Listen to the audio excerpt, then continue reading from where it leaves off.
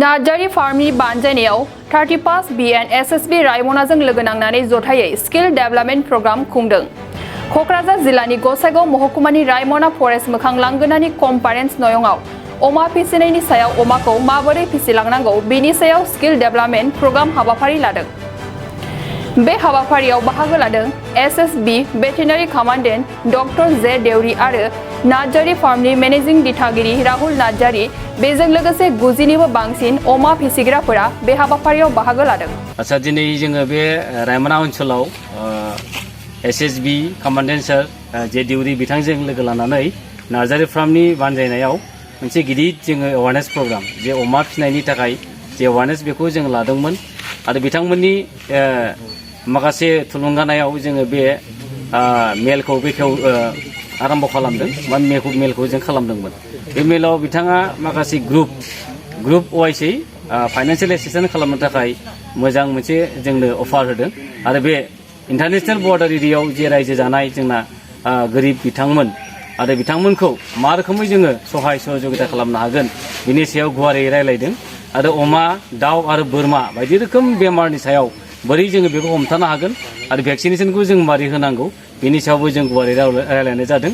लोगोसे बिथाङा बुंबावदों जे फैगौ समफोराव आरोबाव इन्टारनेशनेल बर्डार एरियायाव रायजो जानाय जोंनि मानगोनां रायजो राजा बिथांमोनखौ खावलायदों जे बिफां लाइफांखौ नोंथांमोनहा जोथोन लानांगौ आरो फिथाइ जाग्रा बिफां लाइफांखौ गायनांगौ बिदिबो बिथाङा जोंनो मोजाङै बिथोन होनाय जादों। गोजोन्थों।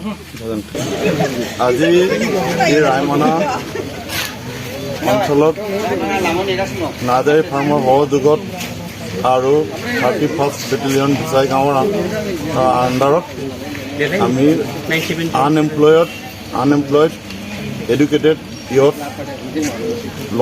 বোৰক লগত আমি এখন মিটিং পাতিলোঁ। যিখন মিটিঙত আমি small scale dairy farm, piggery farm, কটাৰী ফাৰ্ম আদি কেনেধৰণে এষ্টাব্লিছ কৰিব পৰা যায় আৰু তাৰ পৰা কেনেধৰণে লাভৱান হ'ব পাৰি, নিজে কেনেকৈ উন্নতি কৰিব পাৰি সেই সম্পৰ্কে আমি তেখেতসকলক আমি অৱগত কৰালোঁ। কিন্তু ইয়াত আমি বিশেষকৈ গাহৰি ফাৰ্মৰ ওপৰত আমি বেছি জোৰ দিছোঁ এইকাৰণে যিহেতু ইয়াত পিগাৰী ফাৰ্ম কৰিলে যথেষ্ট লাভৱান হোৱাৰ যথেষ্ট সম্ভাৱনা পুৰাই আছে আৰু সেইটো লক্ষ্য ৰাখি আমি 10জনীয়া সেলফ হেল্প গ্ৰুপ বনাই লৈ আমাক এপ্লিকেশ্যন দিবলৈ আমি কৈছোঁ, যাতে আমি এই এপ্লিকেশ্যনবোৰ আমি সংগ্ৰহ কৰি লৈ আমি তাৰ স্ক্ৰুটিনি কৰি যাতে তেখেতসকলক ফাইনেন্সিয়েল এছিষ্টেণ্ট আমি দিব পাৰোঁ, SSBৰ পৰা দিব পৰা যায়। বৰ্ডাৰ এৰিয়া ডেভেলপমেণ্ট প্ৰগ্ৰামৰ আণ্ডাৰত বিভিন্ন স্কিম আছে, তাতে আমি তাৰ পৰাও দিব পৰা যায় আৰু লগতে মানে আমি BTRৰ পৰাও যাতে আমি কিবা এটা আমি ল'ব পাৰোঁ, ফাইনেন্সিয়েল এছিষ্টেণ্ট ল'ব পাৰোঁ, তাৰ কাৰণে আমি প্ৰয়াস কৰিম। সেইকাৰণে আমি আজি আমাৰ কমচে কম 70-80জনমান আমাৰ লোকেল ইয়থ আমাৰ ইয়াত গোট খালে আৰু তেখেতসকলক আমি এৱাৰনেছ দিলোঁ আৰু ডিটেইলছ আমি তেওঁলোকক মানে বুজাই দিলোঁ। আজিৰ আমাৰ মিটিংখনৰ उद्देश्य इमानै আছিল। नोंथाङा सरकारि साख्रि नागिरदोंना? नोंथांनि थाखाय मोनसे गोजोनथाव खौरां। नोंथांनि थाखाय दं एडुकेट पइन्ट, जेराव नोंथाङा सोलोंथाइ लानायनि गेजेरजों सरकारि साख्रिनि गुबुन रोखोमनि गोब्राब आनजादफोरखौ उथ्रिसारनो हागोन आरो गावनि आथिङाव गसंथानो हागोन। बे एडुकेट पइन्टआव नोंथांमोना SCC, bank PO, bank clerk, bank SO, UPC, FAC, defence, railway, state insurance, AAO, ADO एसिस्टेन्टजों लोगोसे स्टेट लेभेल जब आरो माखासे सरकारि साख्रिनि आनजादाव गोनांथि जानाय आयदाफोराव सोलोंथाइ लानो हागोन।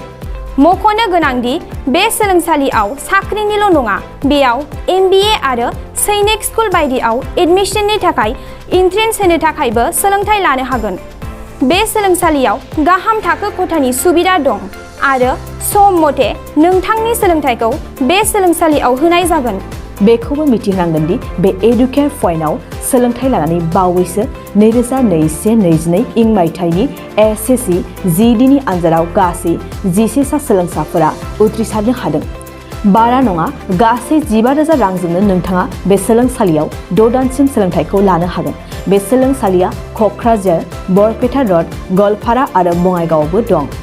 क'क्राझाराव सोलोंथाइ लानो गोसो गुदुं जानाय सुबुंफोरा 7002026 133 9101 536360 700202613391015363660